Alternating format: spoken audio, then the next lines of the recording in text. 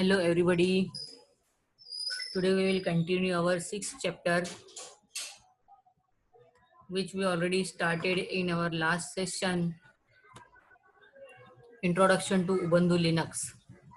In this chapter we already covered Ken Thompson and Dennis Ritchie Start who work on MIT technology on one project, MIT project. They are stopped their project due to some another reason. So the idea of that project they are using to start Unix.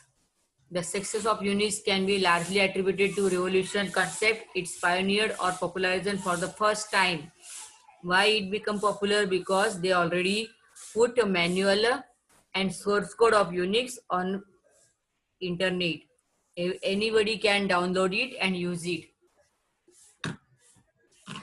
Now, free software movement. In around early 1980s, Richard Stallman, working at MIT, got increasingly frustrated by the various restrictions placed by commercial software vendors. Because commercial software vendors means what? Suppose we make any software, we want to sell it, we sell only software. We will not sell the coding of that software. Because if we sell the coding of that software, anybody will purchase, anybody will prepare that same software.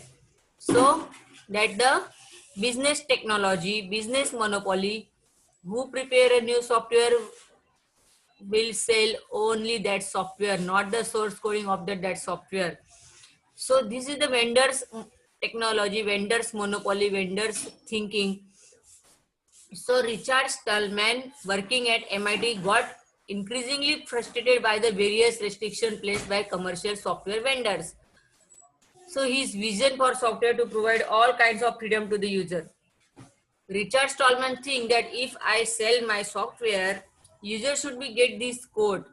And after seeing this code, if user want this type of changes, user will be able to do the changes.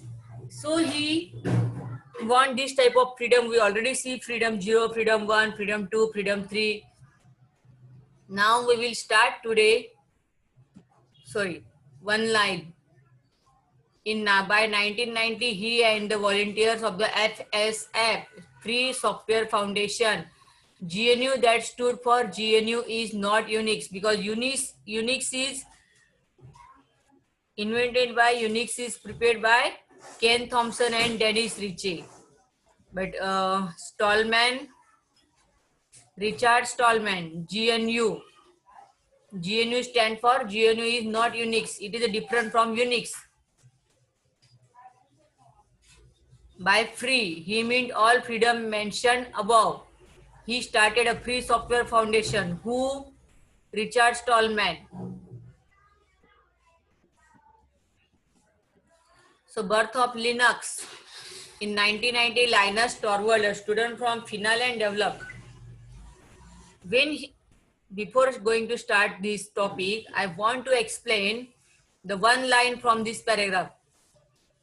FSF has created most of the major components of the proposed GNU operating system, including the compiler, that the shell, and the libraries. But the core component, the kernel, was unfinished. Work on the kernel was going on but was slow. Kernel, that the main part of the operating system. All that 3% we see were created a new software, but the kernel, the core part of the operating system was the same. They are work on it, but it was very slow. Now the next topic is birth of Linux. In 1990, Linus Torvald, a student from Finland, developed an experimental operating system kernel for PC, personal computer, called Linux kernel. Underline this line. Linux stood for Linux is not Unix. Linux means what? Linux is not Unix because Unix is also free and Linux is also free. After what did Linus do? Linux make a core part of the operating system kernel for the PC called the kernel, Linux kernel. After he opened communication with other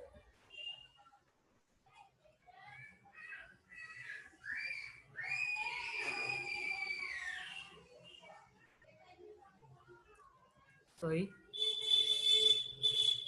After he opened communication with other programmers on the internet, the project grew rapidly.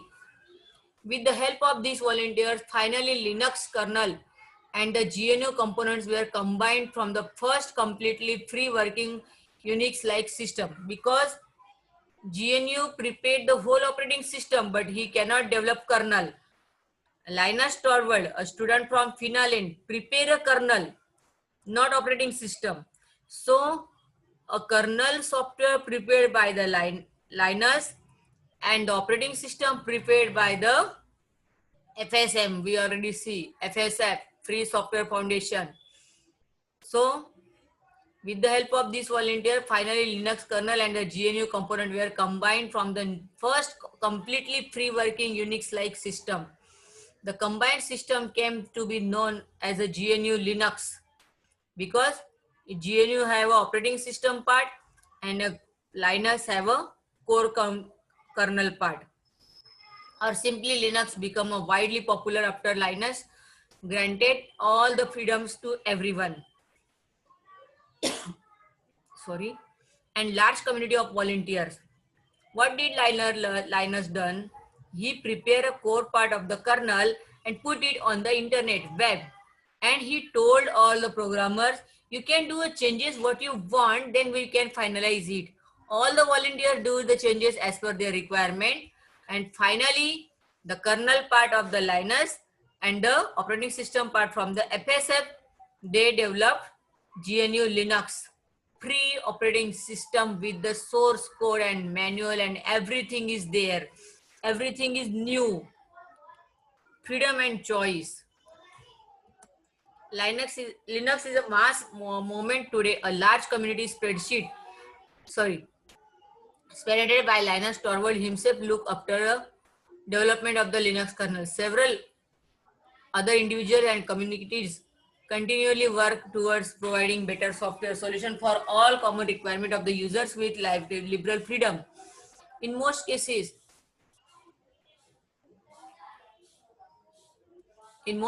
the freedom includes the rights to obtain the source code of the software, modifying it and contributing its changes back to the community, or redistributing the modified software under a name of one's own choosing. As a result, there is a building choice of software available for all common requirement of computer users. Different people and organizations select bundles of software from this vast pool of software as per their own criteria and preferences and create a distribution of Linux operating system and that they way distribute under their own name. Each distribution of Linux is bundle of a sub version of Linux kernel and a set of software applications selected with sub goals in mind. Some of the more popular ones include Unix, Ubuntu Linux, Linux Mint, Fedora, Linux, Debian, GNU Linux, Red Hat Enterprise Linux. This is a commercial but open source distribution. OpenSUSE Linux, Knoppix, and many more. These distributions vary in their goals as well as contents. When Linus Torvald put its kernel part on a web, everybody develop it and finally GNU Linux come in the market. So every company do the changes as per its requirement and put the set of software, bundle set of software on market. So Debian, GNU Linux, Red Hat Enterprise, these all are the different company name, but the core part of the operating system is the same as a Linux. Some popular operating system for personal computer. Microsoft Windows, you know very well. Microsoft Windows is a proprietary OS and must be purchased for using it. When a new version comes out, one must again purchase an upgrade version of to use it. It is easy to use OS. It is also boast of an excellent device driver support, even though Microsoft has taken significant strides in improving its stability and security component compared to early versions. Lingering doubts about these issues still remain in users' mind. Being the early use of OS on PCs has also made it the most popular target of attacks by crackers. You know regarding Microsoft, when we purchase computer, we install Microsoft Windows. When we installing Windows, Word, Excel, PowerPoint will be automatically installed. Microsoft Windows also needs some more hardware resources and higher end configuration to run decently. As people run a mix of software from so many different sources on Microsoft Windows system, the overall experience is somewhat worried, varied, and when there is a problem, it becomes difficult to pinpoint the exact source of the trouble. When we are working with this software, if any problem will raise, we are unable to do change. We are unable to solve it because we don't have a source code. So Apple OS X. Apple OS X is also proprietary operating system. It becomes bundled with the machine manufactured by Apple. Neither work with without other. Apple OS is working only with Apple mobile or Apple laptop. The system is known for its high quality hardware and visual appeal, and what ardent Apple fans believe the best user experience. The entire hardware, operating system, and software environment is tightly controlled by the Apple to provide a highly consistent and reliable user experience. So Apple, you know very well regarding Apple. So Apple is a standard operating system which used only for the Apple. Today we will conclude this session here. Thank you.